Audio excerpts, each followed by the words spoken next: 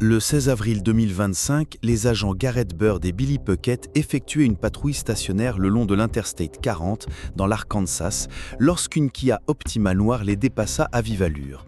Sa plaque d'immatriculation, du Tennessee, montrait qu'elle avait expiré depuis plus d'un an. Byrd se plaça derrière le véhicule, mais avant même qu'un contrôle routier puisse commencer, le conducteur changea soudainement de voie sans utiliser son clignotant. Quelques instants plus tard, lorsque les gyrophares bleus s'allumèrent, la réaction de la Kia ne fut pas de ralentir, mais d'accélérer brusquement pour atteindre des vitesses à 3 chiffres. Oh yeah. That's it.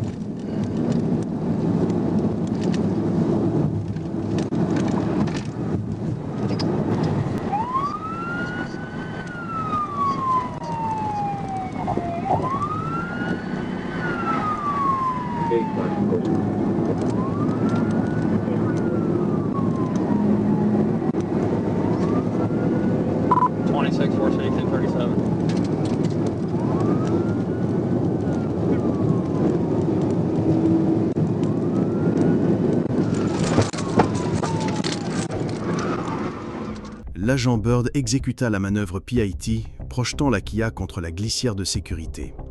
Mais le suspect n'en avait pas fini.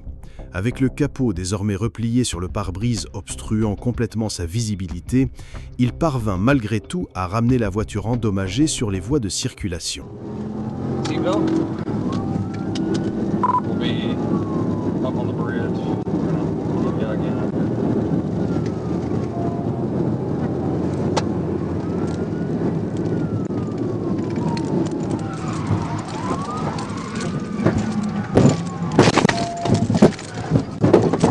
Take down, get ready. Let me see hands! Hands!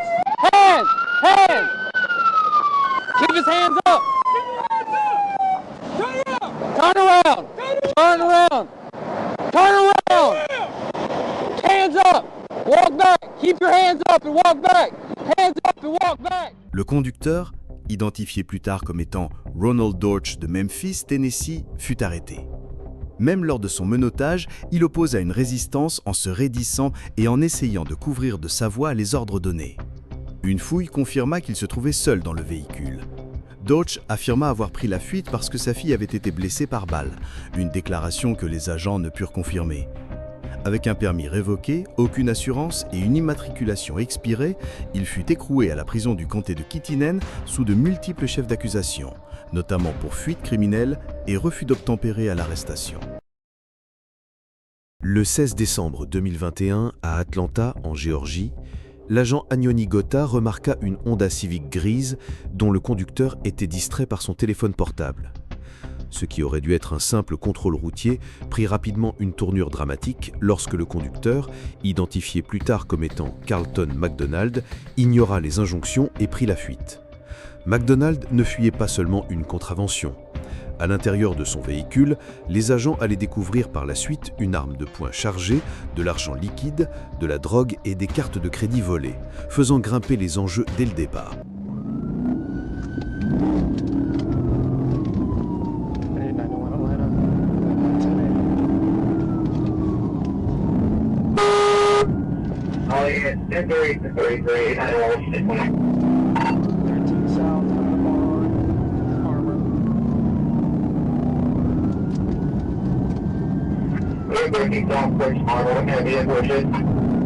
Charles Ford Area 4872 CNN 4872 Southern Civic.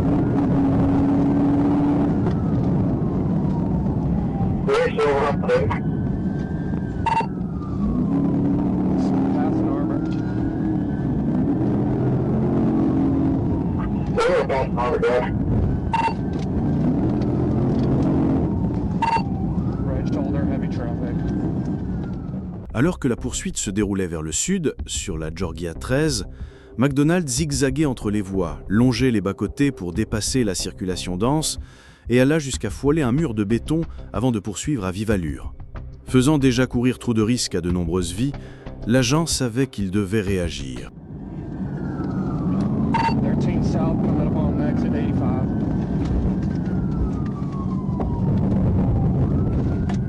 Probably 13 south, over like 85.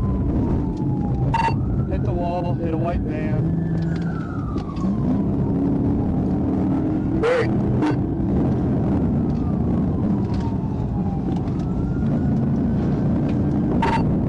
Setting up for a pit.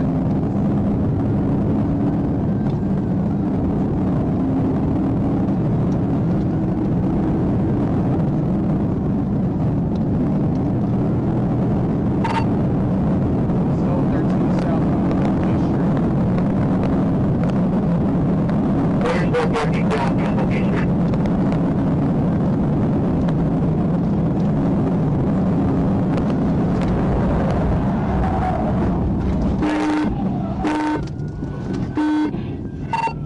Pit. 1050, 1052, 1018. À la troisième tentative, la manœuvre réussit, projetant la voiture de McDonald dans les voies opposées et l'immobilisant violemment. Mais le chaos ne s'arrêta pas là. McDonald refusa d'obtempérer, rampant entre les sièges, fouillant en dessous et sortant puis rentrant dans le véhicule à plusieurs reprises. Le passager, Malik Matthew Davis, quant à lui, coopéra. Les deux hommes furent arrêtés. La fouille du véhicule permit de découvrir l'arme de poing, $892 en espèces, de la marijuana conditionnée en doses individuelles, des feuilles à rouler, des cartes cadeaux vierges, plusieurs cartes de débit et de crédit volées, ainsi qu'un lecteur scanner de cartes. McDonald fut transporté au Grady Memorial Hospital pour une évaluation avant d'être écroué à la prison du comté de Fulton sous une longue liste d'accusations. Le 14 octobre 2021, la police d'Atlanta reçut un avis de recherche urgent. Un suspect de meurtre était en fuite au volant de la voiture volée de la victime. Cette dernière, Ashley Thompson, âgée de 36 ans, avait été retrouvée morte par balle quelques heures plus tôt.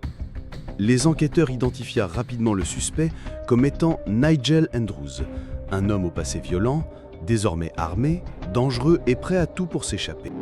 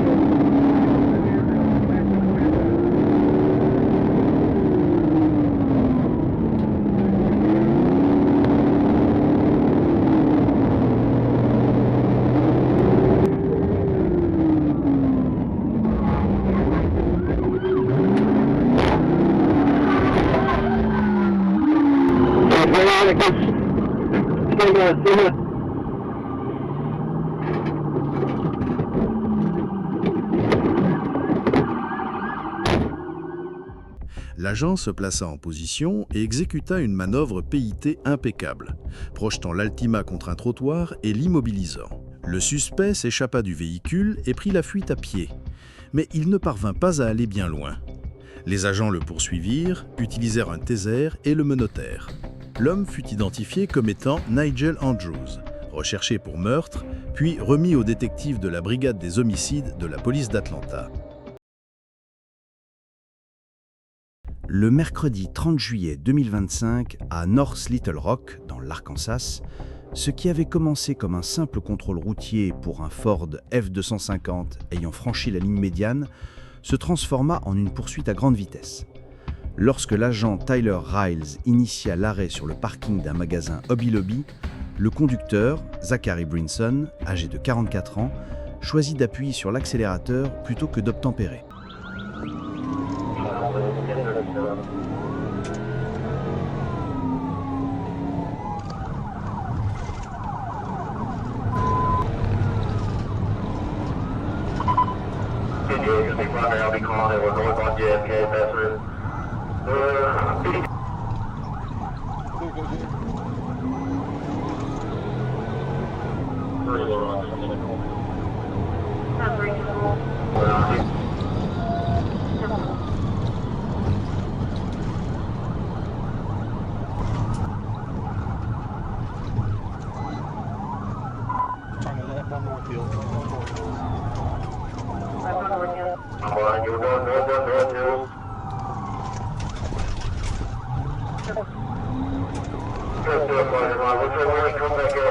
107, be north on 107. Brinson conduisait de manière imprudente, franchissant tous les feux rouges et frôlant à plusieurs reprises la collision. Le chaos ne s'arrêta pas là. Mais avec l'agent désormais juste derrière lui, l'espoir renaissait. Ce forcené au volant de son camion serait arrêté avant que quelqu'un ne soit blessé. Speed 100, light traffic. He is orbited in and out.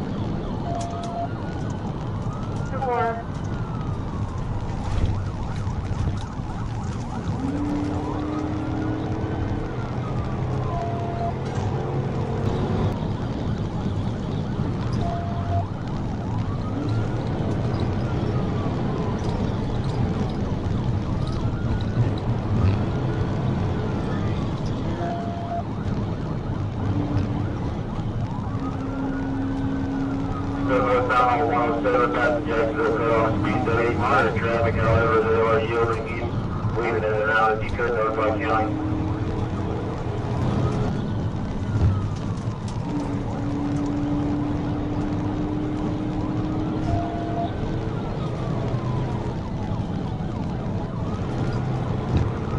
Still north on 107, coming up to Stonegate, speed 90, light traffic.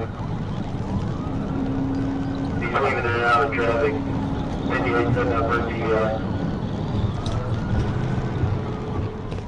Après une tentative de manœuvre PIT, la conduite du suspect ne fit qu'empirer. Mais ce genre d'imprudence finit toujours par se retourner contre son auteur.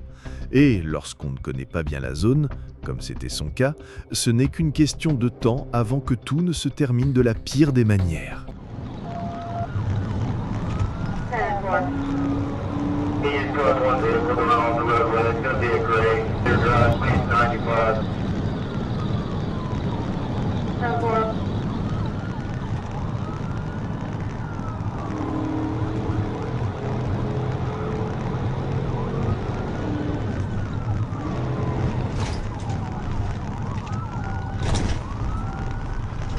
Breakdown, Air Force Station 107, Air Force Station 107.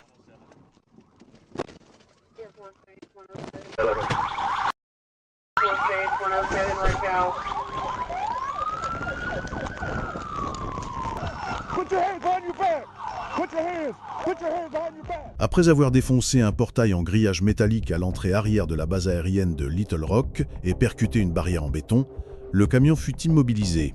Mais Brinson n'en avait pas fini. Il sauta du véhicule et tenta de s'enfuir à pied. Quelques instants plus tard, un tir de taser bien placé mit définitivement fin à la poursuite. Brinson fut transporté à l'hôpital pour une évaluation, avant d'être écroué au centre de détention du comté de Pulaski sous de multiples chefs d'accusation criminels, notamment pour fuite criminelle, conduite imprudente et délit de fuite après un accident.